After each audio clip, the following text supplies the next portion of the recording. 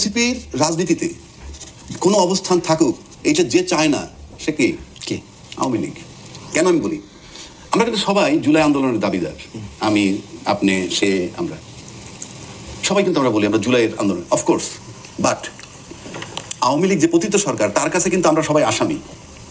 মানে বিএনপি বলেন, এনসি বলেন, অমুক বলেন, রাম শাম যদুমধু, সব কিন্তু তার কাছে আসামি।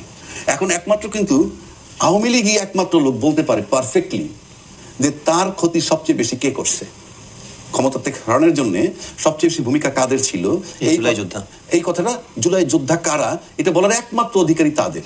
কারণ তারা জানে কোন অ্যাকশনে কি হয়েছে।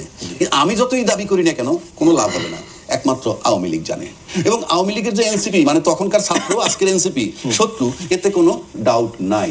এখন সে কখনোই চাইবে না যে এনসিপির মতো লোকের একটা অবস্থান হোক। সেদিক থেকেও যদি গোপনে আঘাত করে থাকে, তলে তলে মেট্রিক পাস করে থাকে, জামাতের যদি বুঝায় আওয়ামী লীগ, বুঝাইতে পারে, আর সেক্ষেত্রে এটাকে চূড়ান্ত করার জন্য দরকার নাই আমার এনসিপি সেই ডায়লগ দিতেই পারে।